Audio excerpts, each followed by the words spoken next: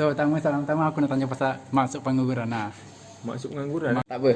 Kau rakam je video. ya aku rakam. Nanti kau cut je. Aku cut. Faktor pengangguran Patut apa? Mungkin sebab. Okey, kau rakam dulu Kan berkaitan dengan luar tu ya. Kau rasa mana yang boleh lah. Tahu. Okay, Assalamualaikum. Oh dah start ke? Aku dah di kelam.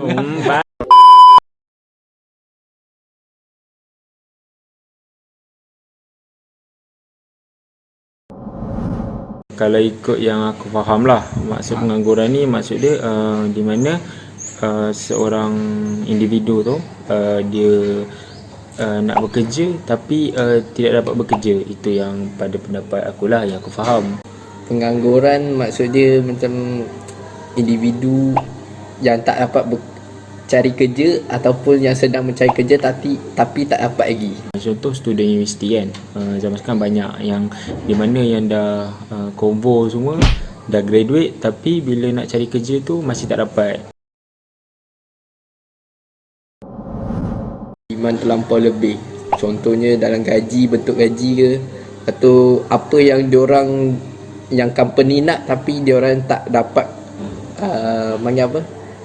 menawarkan macam diri sendiri lah. Sebab contohnya satu company tu je nak pelajar yang dia pernah ada pengalaman, macam contoh promoter ke apa benda, dia pernah kerja, macam dia nak promote barang tapi yang pelajar tu je tak pernah buat tu, tapi dia demand sebab dia budak degree.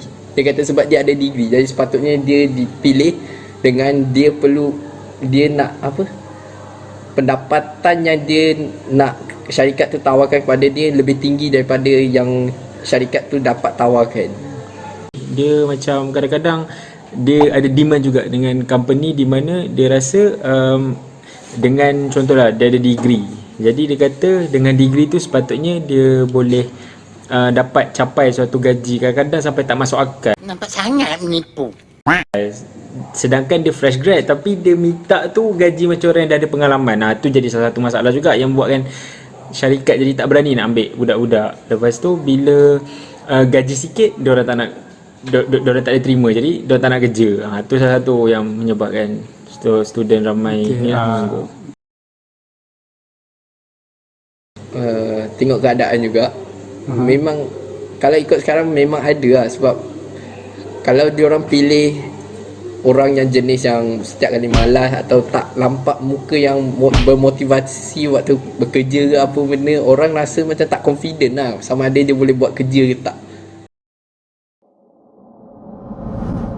Kalau based on isu pengangguran ni, kalau berkaitan dengan sosial ni, dia akan kalau untuk budak-budak yang biasa yang tak demand, even though diorang tak demand tapi diorang tak dapat bekerja, impact sosial ni diorang akan jadi ke arah lagi senang, orang kata dia jadi desocialize. Mungkin sebab dia keyakinan diri dia akan turun tau. Sebab macam contoh orang kita ambil orang sekeliling kan, contoh dalam 5 orang kawan, 4 orang ni dah dapat kerja tapi dia seorang je lagi tak dapat kerja. Jadi dia akan rasa timbul rasa macam dengki boleh, sedih boleh, sebab di mana kawan-kawan dia dah dapat kerja tapi dia still lagi menganggur. Kes jenayah semakin meningkat sebab diorang macam terburu sangat, tak cukup duit, so diorang terpaksa guna kekerasan macam rompak ke atau mencuri ke Untuk dapatkan duit.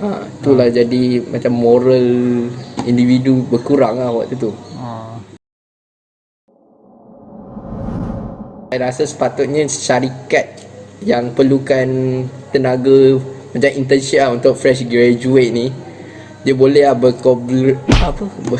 Kolaborasi atau bergabung. Bekerjasama dengan pihak universiti untuk macam buat satu program internship ke. Macam contoh zaman sekarang ni kita dah menuju ke industri 4.0 kan. Jadi kalau contohlah kita belajar something yang tak ada kaitan dengan kita punya bidang pun, tapi kita still boleh, orang kata, ambil masa untuk kita belajar soft skill lain. Contohnya macam penulisan, fotografi, editing. Jadi di mana kalau contohlah kita contoh macam saya sendiri, saya ambil course account.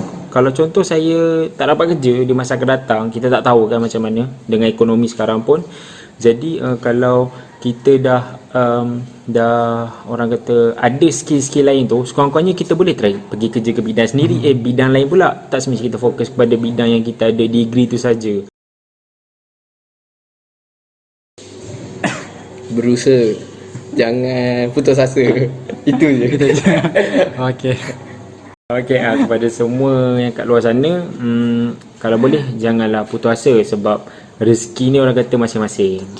Mungkin ada yang rezeki dia habis grad terus boleh kerja. Ada yang rezeki lambat sikit. Sebab pengalaman yang saya nampak orang-orang yang saya kenal yang terdekat lah, ramai je yang orang kata kadang-kadang menunggu sampai nak dekat lebih 6 bulan baru dapat kerja yang orang kata kena dengan dia belajar tu. Jadi yang kat luar sana, jangan pernah putus asa dan percaya kepada rezeki masing-masing. Ingat tu ya. Terima kasih.